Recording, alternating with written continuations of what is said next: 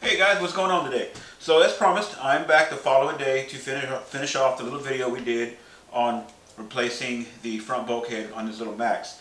When I was putting it back together, I realized I was missing the bearings that go down inside here. I guess we knocked those clean out of there. So I went out to my hobby shop today and I picked some up. Now, these are tiny, tiny bearings. It's a really small bearing. That'll fit easily on a dime. Let me see, try to show you in perspective here how small it is. And you see that's the head of a tool there, and you see it's a tiny, tiny bearing. So this bearing, the measurement on it is going to be a 5x8 by 2.5. So they didn't have it in the Traxxas number. I forgot what the Traxxas number was. I'll tell you what that was if you guys want to know. Traxxas part number for that is going to be 2728. They didn't have that, but then I asked Janet there at Hypertough, Victoria, I said, hey, so can you just look and see if you have that bearing? It's a 5x8 by 2.5. I don't care what it fits. I just need that bearing. So she was able to find that bearing I needed in an Arma package. So I needed 3. I'm missing 1 for this truck, and I'm missing 2 for my other truck. So what I had to end up doing was I bought this pack that had 2 in there, but I still needed 2 more. So I had to end up buying this Fast Eddy pack that comes in a Traxxas Maxx 4S, you know, a full bearing kit, which, hey, we can always use bearings. So I'm going to dig the little bearings out of there. There's one right there. It's in the middle of another one. I'll dig the bearings out and put them in, and I'll just have some spare bearings. So all in all, it's a win-win. I have spare bearings. Next time, hopefully, if I need a bearing, I'll have it in that kit. So let's just finish this up real quick.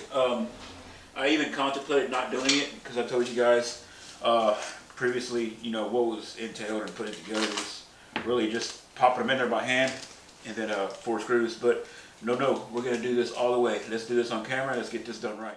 So they go right here. One goes inside here. One goes right inside there. So we're literally just going to take, this is a used one right here that was on top of the servo. And I'll pop it right in place.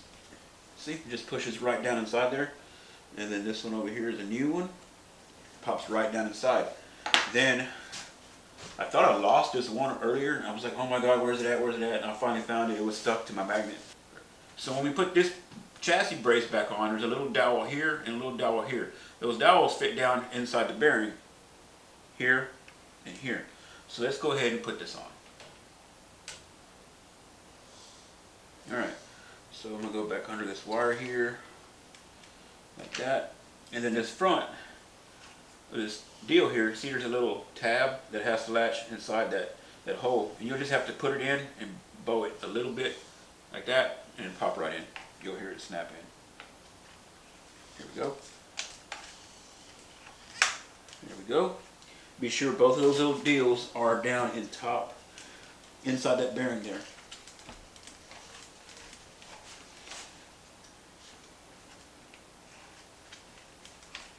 Perfect. If you have to force it down, it's not right. Okay, then we'll grab our screws, remaining screws. Show you guys what we have. Alright, these are the screws that go in there. This longest one right here is going to go way up in the front right here. Goes through the shock towers into the bulkhead.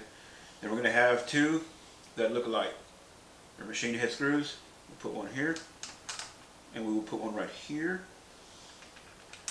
Last one, I bet you guys can guess where that goes. Put that right there. Alright.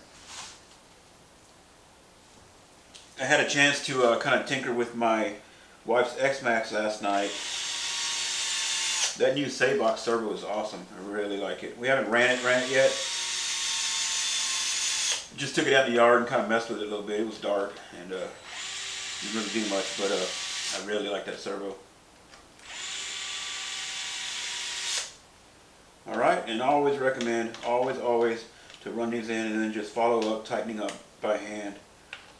Because once you strip these out, there's no going back. And the thing is, all these little braces and everything, the truck really needs it. It might not seem like much, but it really needs it because this truck, all these cars, they flex. You know, when you land like this or you land like this, and that chassis just goes to flexing everywhere, you need all the bracing in there you can get, because when it comes down to your drive line and stuff like that, if that chassis flexes and your gears come out of mesh and they're spinning, they're getting it, they got power behind them, and it just chips them right off.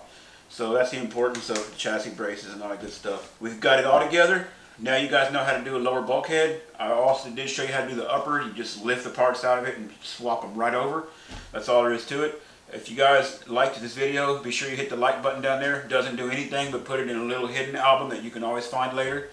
Subscribe. I really appreciate that. Comment below what you would like to see next. And I will do my very best to get it covered. If it's on a vehicle that I own, I'll get it done. If it's something I don't own, well, that's a little different. You know, I can talk to someone and see about borrowing a car and maybe trying to get that done. But anyway, guys, thank you guys for coming. Thank you for checking it out. And you guys have fun. Take it easy.